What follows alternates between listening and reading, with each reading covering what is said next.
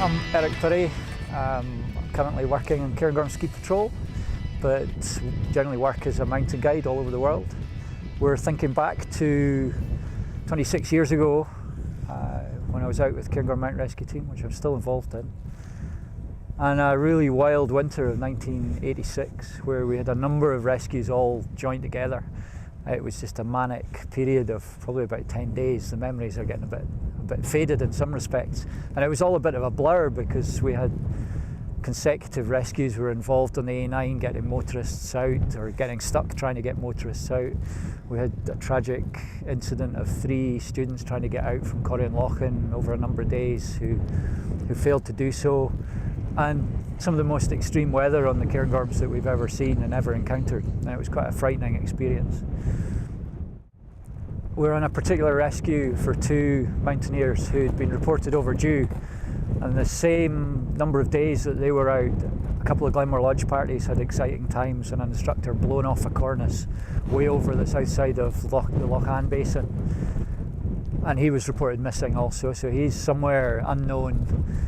Another lodge party were avalanched in their snow hole, and one member of a group of 8 people managed to dig himself out, dig the rest of the team out. Fortunately, we were all okay, but rather bashed and bruised and scared by that experience. We headed up in the morning, and it was one of those wild rescue days, but not really any different from normal. The weather was extreme, it was cold, it was windy, dark at the time we went through, and we didn't really notice anything untoward as we went up through the ski area.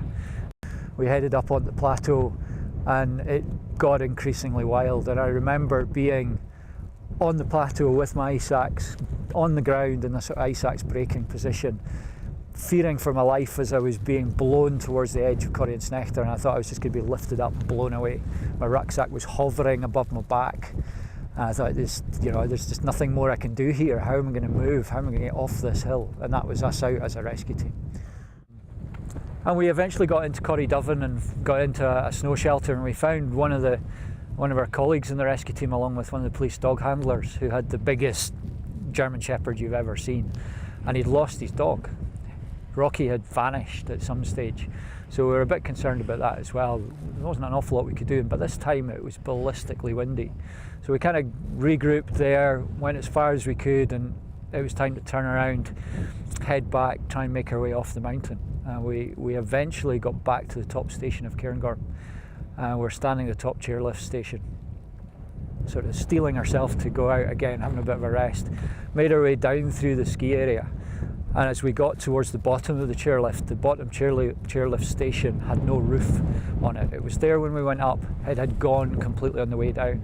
And later on that night we learned that the anemometer on the top of the chairlift had read 161 before it had broken. So it was one of the windiest days ever recorded in the British Isles, as far as we know.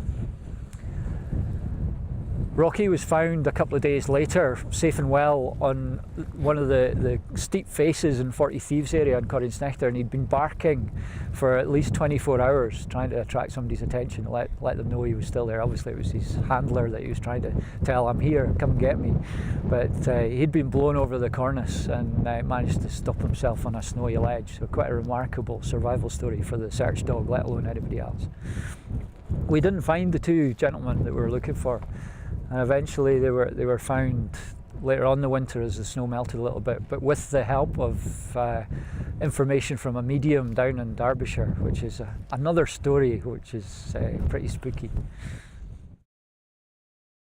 So the medium, as far as I remember, was an elderly lady in somewhere in Derbyshire who had never been out of Derbyshire, certainly never been to the Cairngorms, and certainly didn't have an intimate knowledge of the topography of the Cairngorms.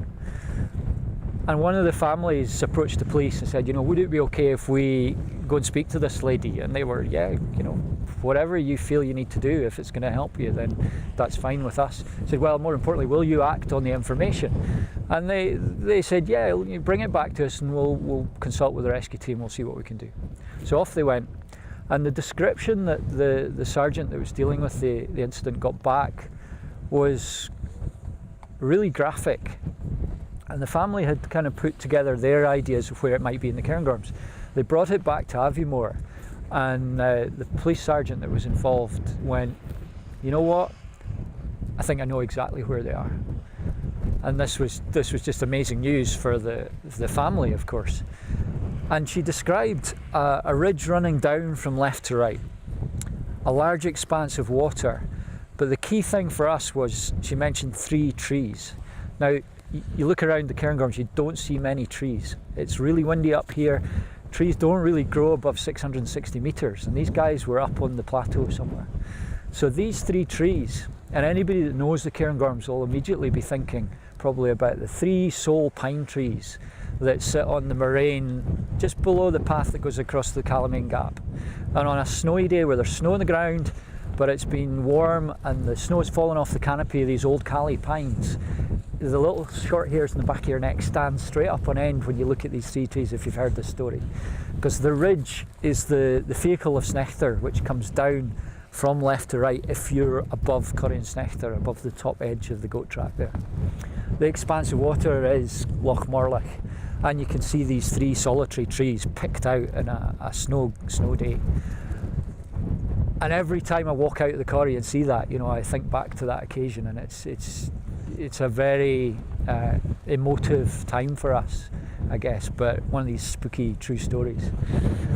And the guys indeed were found lying in their bivvy bags, buried under the snow, sadly frozen,